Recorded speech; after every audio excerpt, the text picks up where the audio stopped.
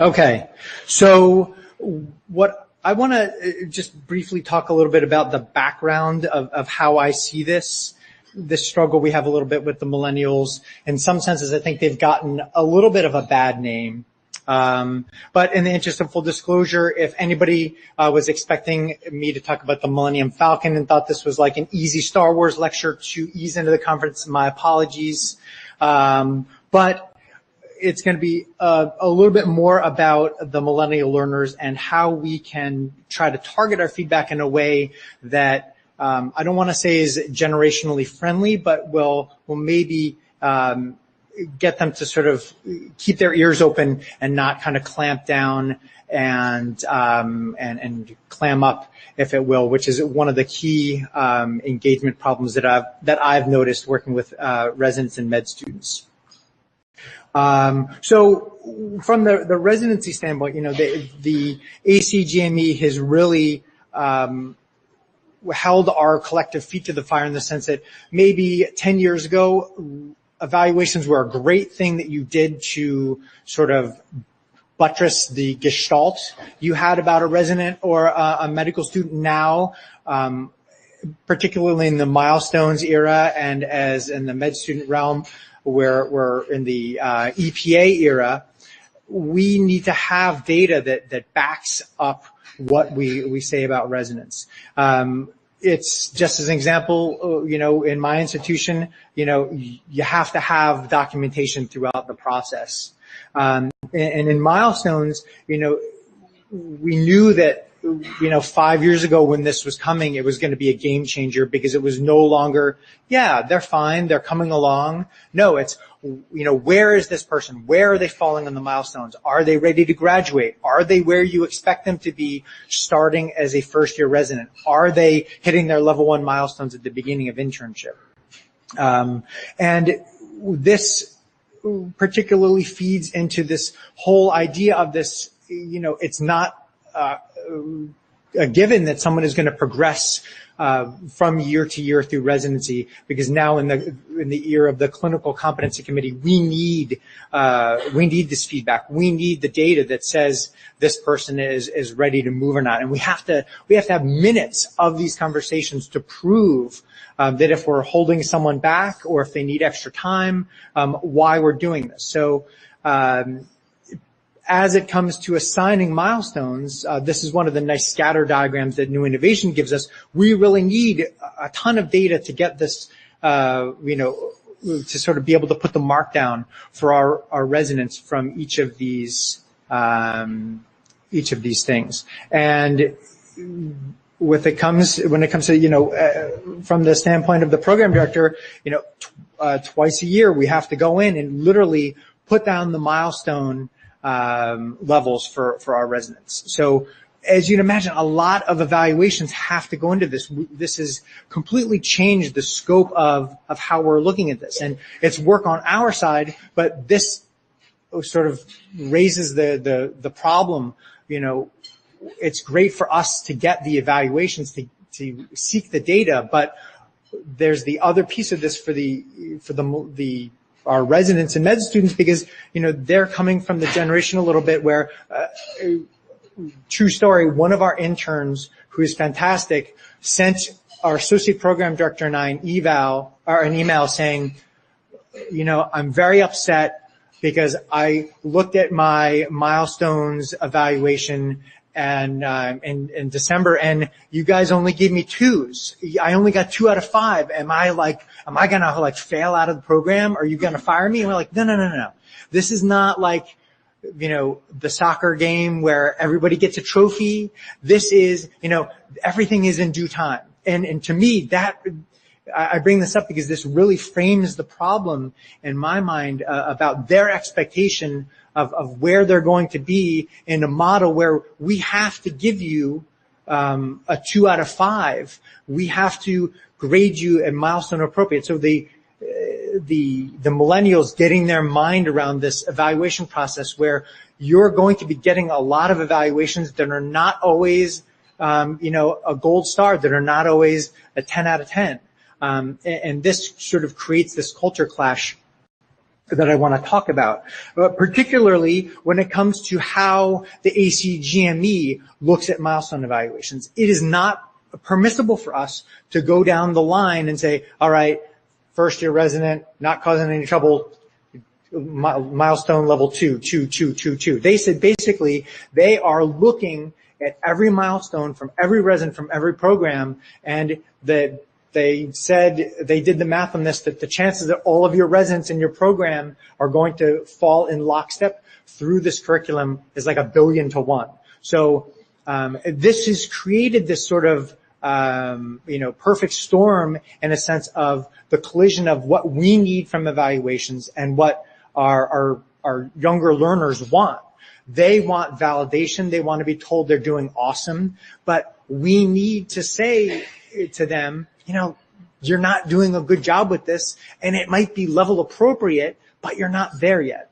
So that is the genesis of my interest in this, particularly where it comes to the disciplinary process.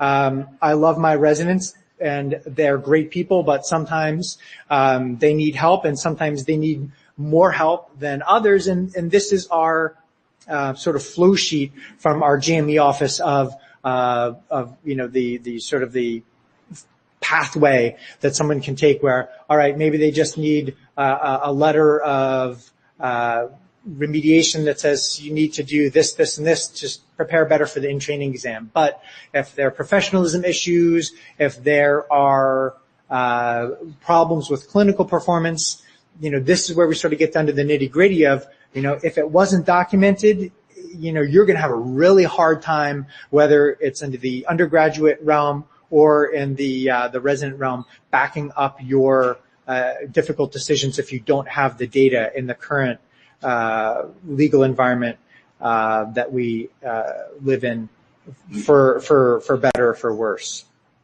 So what I say to the faculty members to sort of prime them, because they don't want to have these difficult conversations either, which is a whole other talk. But what I say to them is, I love the fact that you care and you engage with the learners and you spend the time to talk to them. But if you don't follow this up with a written evaluation, it didn't happen. It doesn't mean anything, because there's the sense of it kind of going in one ear and out the other. We've all had these conversations, but if you don't document it, I can't use it for the milestones. If it's a med student and we have concerns about them finishing the clerkship, if you didn't document this conversation, it really didn't happen for most intents and purposes. So for us, all the things that I've talked about have moved us to the expectation that we're going to evaluate every resident on every shift. So this sets the stage for a lot of very difficult conversations when it comes to some of the things that we have started talking about the millennials, because they are coming at this from a very different place and with different expectations. We talk about the greatest generation, as Tom Brokaw coined the term. These are the people that we, I think in general think of very fondly, because a lot of the best things about our country and our world came from their heyday. They are the folks who won World War II and helped recast Europe in a model that was going to arguably make for what would turn out to be the longest history or longest period of peace. But, I think I bring this up because it's very easy to sort of think about the millennials as the others. I see, some gray hair and some folks who are probably brushing up against the older end of the millennials in the audience. And I think it's really important to remember that, we need to have some balance with this. It's easy to say, they don't make them like they used to. And, back when I was in, med school, there were no duty hours requirements. And, I had to, get my resident dinner from the cafeteria. And, there's truth to that, but I think we need to also have sort of a balanced idea about the pros and cons of each generation. The greatest generation gave us some really bad stuff in the 50s. The Red Menace, Eugene McCarthy was the, maybe the low point of that generation. The Cold War, they're all these things that, we need to remember they're the high points of the greatest generation, but they're the lows. And I think it's also particularly important when it comes to the beats, sort of the tail end of the greatest generation and the precursors to the baby boomers, is that, these are the people that we look at as the sort of the geniuses of that generation. William S. Burroughs, Allen Ginsberg, and these folks, had a very, very difficult time. Allen Ginsberg, was the guy who said, talked about his, the greatest minds of their generation, being destroyed, by madness under McCarthyism.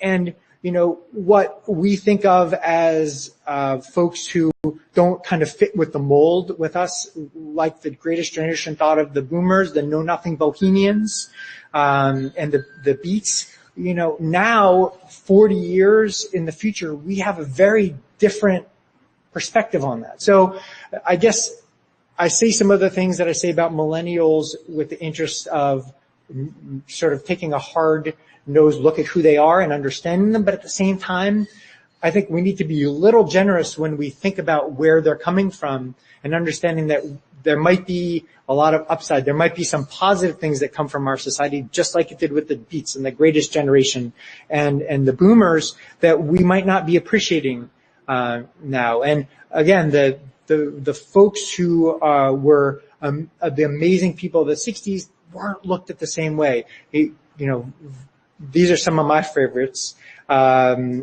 But just be a little generous when you start thinking of the millennials. And this is, the prototypical thing that we all moan about, when we're, in a small group session or at our residency conference or in a med school conference. It's like, what are they doing?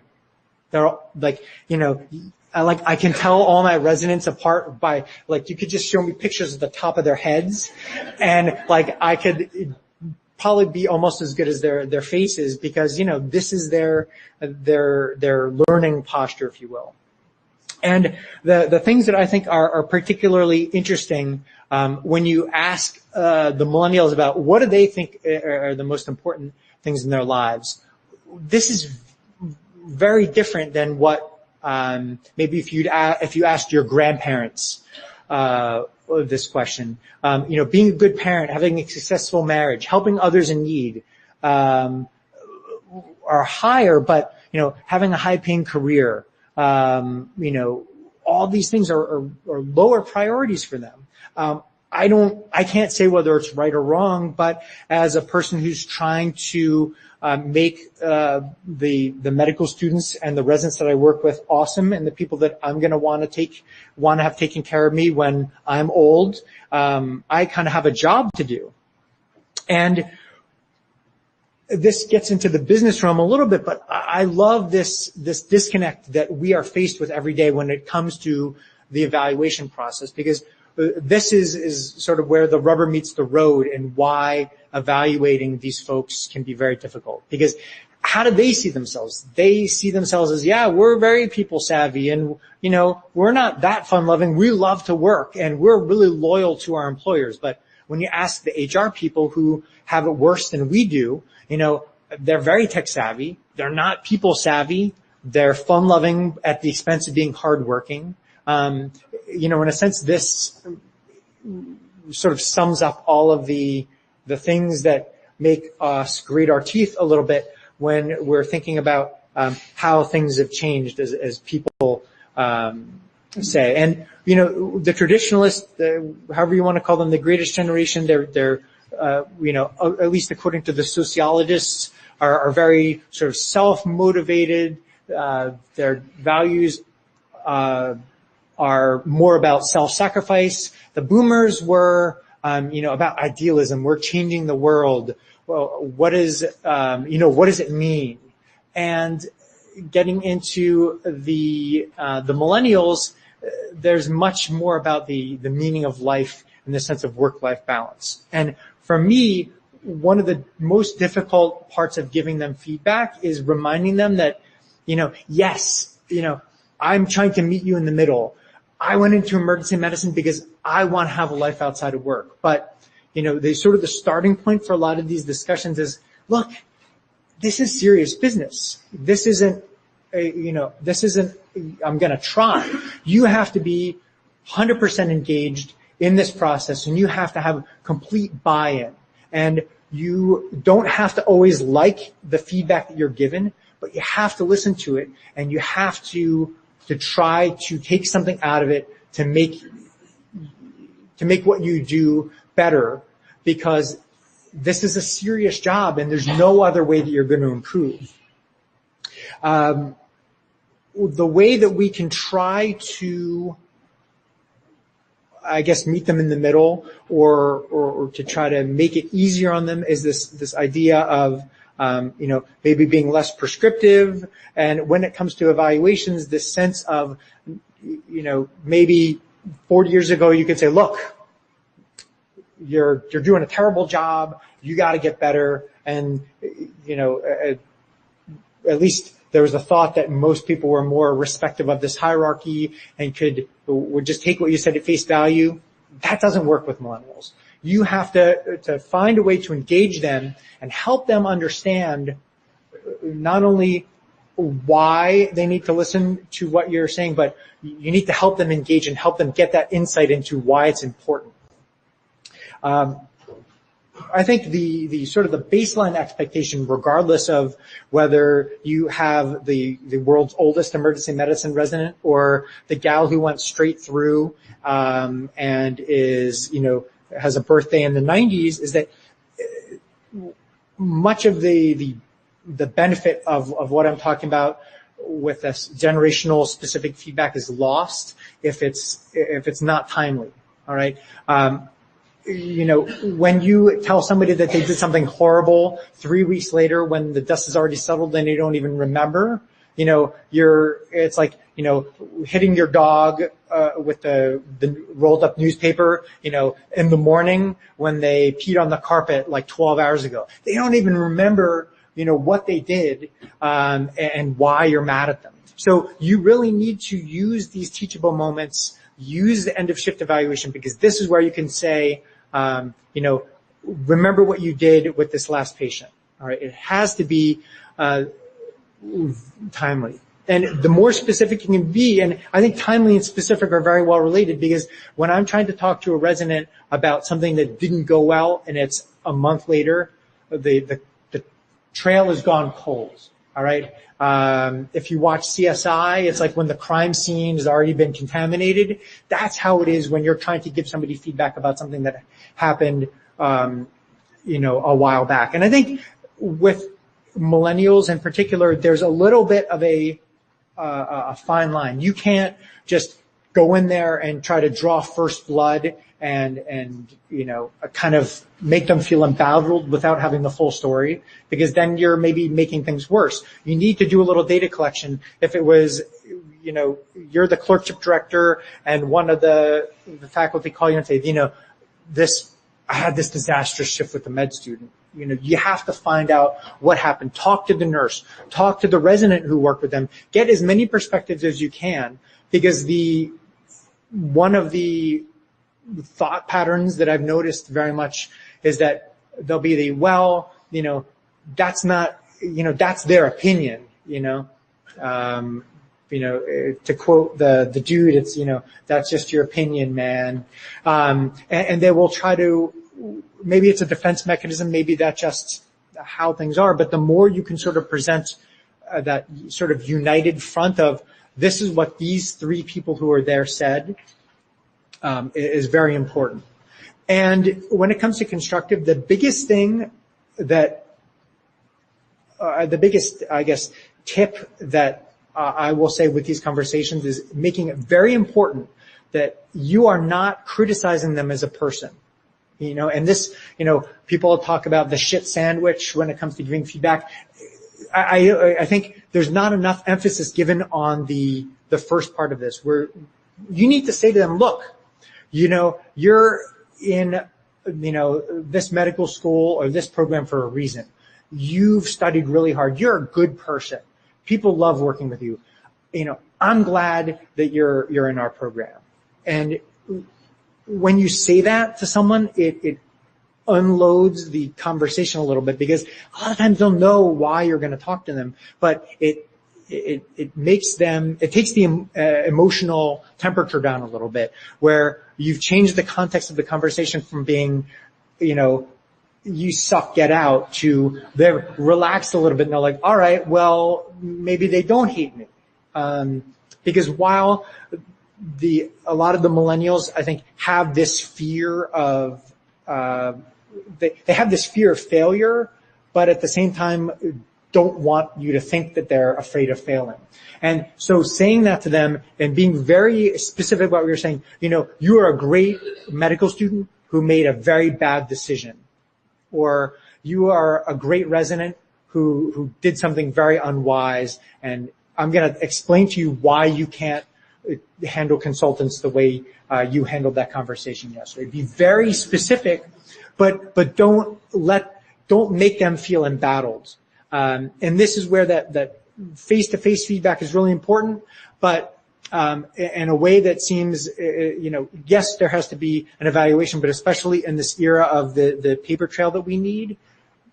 What I often do is, after one of these contentious conversations, one of these contentious feedback sessions, I'll send them an email and say, I had a great conversation with you last evening after your shift, and I just want to reinforce the fact that I think overall you're a great guy, but these are the reasons why you can't do what you did when you're prepping for Central Line.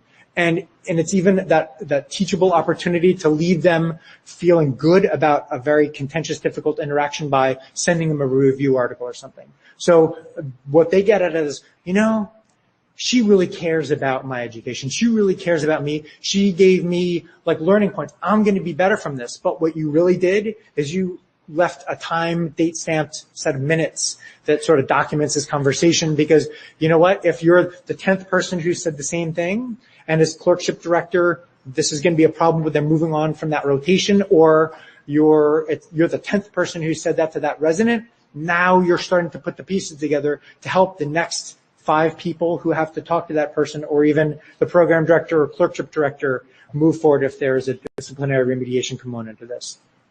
And again, separate that behavior from the person. And that why. Why is this important? What is paint the picture down the road. The reason you can't do this is because you will get fired from your job. You will not be able to get a job in emergency medicine because you will have a reputation as a disruptive physician if you keep doing this. You can't say, well, because the cardiology attending is mad. True story, they'll say, well, so he's mad. They don't, in a sense, they don't care. I guess for me, when I was a medical student, if I thought someone was mad at me, I would be crushed. But for some people, it doesn't have the same weight anymore. It's all right, so he's mad. All right, well, okay. It's he's going to complain to his chair, and his chair is going to complain to my chair, and my chair is going to complain to me. That process is very outside of their experience in the realm of that. So giving them that context and helping them get that picture is really important. And you need to reinforce that sense of personal responsibility. I'll say to them, look, I'm just your tour guide on this journey here. I can't make you do anything. But at the end of the day, ABEM is City Hall, and you can't argue with City Hall. You might have sent me a 3-page email last night questioning the validity and the inter-observer reliability of the in-training exam as an assessment of your measure to pass the boards, but ABEM doesn't care. All right, because this is pretty much the same test they're going to give you in 2 years, and this is my advice for you, and you can either follow it and pass the boards, or you can not follow it and you can be a non-board certified physician whose board eligibility is going to expire in 2022, and then you're going to have to find your own way in the world. The more I feel like I paint that picture down the road, the more I'm able to get them to engage with them now a little bit. So that when it comes to that face-to-face feedback, why are you giving the feedback? Say, look, this interaction didn't go well. I'm trying to help you do better next time because I know that you're a great guy, and from the people I've talked to, they want to work with you and want to have this be awesome, but this wasn't your best moment. You need to do better. And then you need to listen to what they're going to say, because sometimes I'm surprised, because the thing that will upset them and make this a contentious conversation is not what I think. Because I'll think, if it were me, I'd say, well, maybe, I didn't even realize that I was irritating the cardiologist. And maybe they just didn't really get it. But no, they'll have gotten it, but they'll say, well, he said, oh, well, you ER guys are always. And, that's not right, because, in emergency medicine, we have just as much right to call a STEMI as they do. I'm like, look, this is not part of this discussion. This is this, and sometimes you'll identify other issues that are sort of a barrier to them understanding what's going on, but that will sort of only triple your work, because then you realize there are two other mini lectures you have to give them about how they manage the situation. But when it comes to that task at hand, that face-to-face feedback session, sometimes what their reaction is going to be is very different. So it's like they say, when you walk into a patient's room, try not to say anything for a minute at least and listen to what they're saying. Same thing happens when you give this feedback. And just to reinforce the fact that the more you can explain why the feedback is important to them, how is it going to affect their patient care? How is it going to change their path down the road? How is it going to change?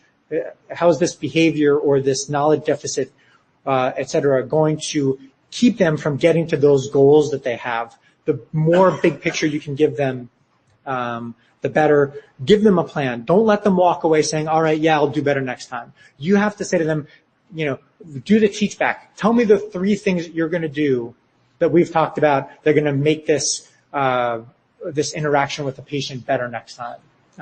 Model it almost on that patient encounter. And again, it is the sandwich, so try to close on that positive note. Other ways to think about this are, that sense of reflecting on that result. What's the bottom line? Conceptualization, how is this going to affect your performance in the future, and how can you get better? What can you do differently? Just to close, here are some evaluations that I thought were particularly positive. I know the text is small, so I'm just going to read some of the key points, very briefly. The nice opening. The transition from second to third year resident is a big one. I'm impressed with how Betsy's managing it early in the year. All right, a little positive. In discussion with consultancy mature, but remember that you have to have more of a flow of the department. You have to take an interest in the junior residents and be a leader, essentially as a senior. Keep up the good work. So again, there's that good, bad, good. Overall good shift, attempted to engage the patient, but there's the but in the middle there, but, still work on the finer points of patient plans, but did well on a busy shift. So this is not the, this is the worst resident I've ever worked with. I can't believe, I'll get you this eval. I can't believe you promoted this person to a second year resident. This person's a disaster. This shouldn't be in emergency medicine. Does the evaluation, and you're like, and especially when, the resident has the right to read these evaluations, you lose so much ground. So that positive, constructive, and then positive in the middle are really important.